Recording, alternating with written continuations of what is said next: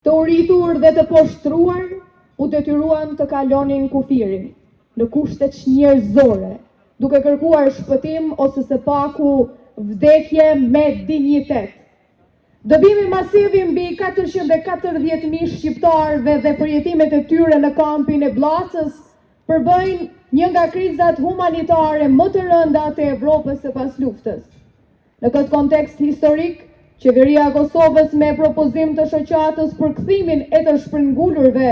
dhe Institutit për mbrojtjen e vlerave historike të shqiptarëve të Maqedonisë mori vendim për ngritjen e memorialit të gjenocidit serb në Bllacë. Fal një pune të vazhdueshme dhe të palodhshme të ekipit hulumtues, me iniciativën e zotri Yahya Luka, u arrit të dokumentohen rrëfime të shumta